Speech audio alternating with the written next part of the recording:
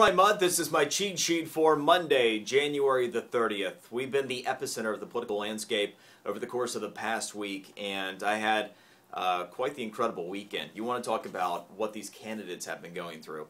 You know, Rick Santorum, for example, before he ended up having that day on Saturday where he went back to do his taxes, then had an emergency hospital situation with one of his children, he was going on 4 hours of sleep a night for the last 3 weeks prior to that. Take a look at Newt Gingrich.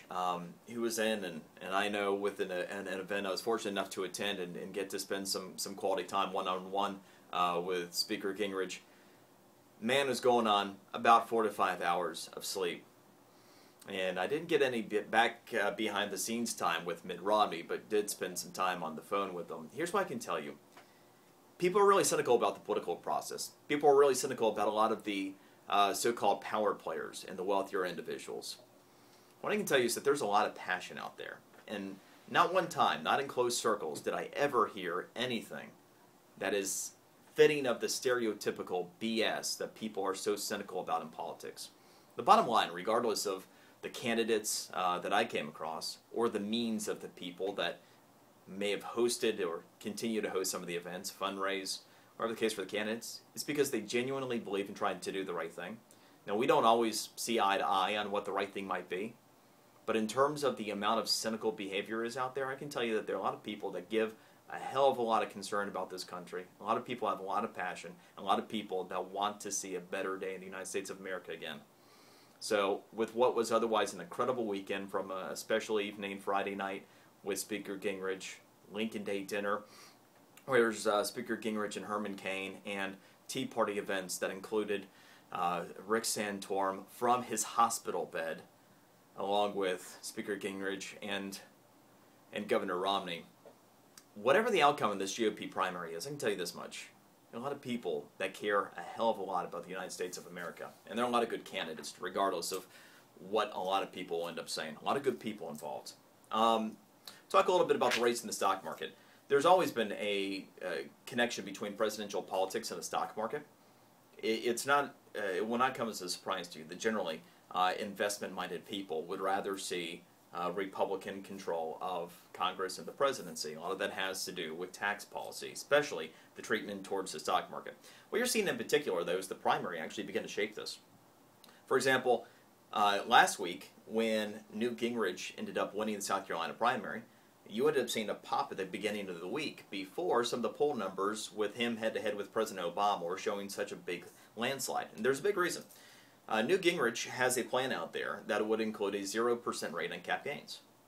Mitt Romney also has a plan that for those under couples under $250,000, individuals under $200,000, an elimination of capital gains. Meanwhile, the President of the United States last week proposed a new alternative minimum tax even to investments, taking it up to 30%. So you have the President who's looking to raise taxes substantially, potentially, on capital gains, and you have the two leading Republican candidates with plans to eliminate the tax altogether. I don't have to tell you that the outcome of this would have adverse consequences on the stock market, either positive or negative. And the single biggest reason that you would end up seeing a negative reaction with President Obama's plan is that if you're going to double the tax rate that people pay for capital gains, where's that money coming from?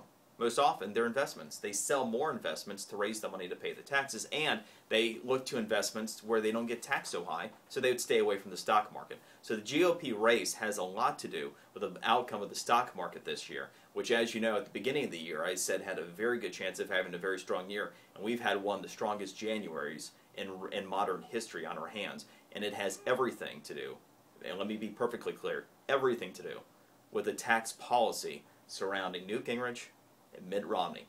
And if it looks like President Obama is going to end up winning this election, the stock market will tank heading into that possible outcome. Polls look good on the Republican side, you'll see the inverse reaction. You can take that one to the bank as well. All right, just real quick, Apple making its way into the workplace. You go back 10 years ago, only 8% of workplaces had a Mac or another Apple product in the workplace. That is now over 40% for the first time ever. In fact, we are looking at a 46% rate of Mac products somewhere in the workplace. And as they continue to grow at work, that could be the next huge area of growth. I mean, Microsoft still held on to that business. So the next computer you use at work may very well end up being a Mac. That is the cheat sheet for today. Enjoy yours. Tomorrow's election day here in Florida. We'll see you then.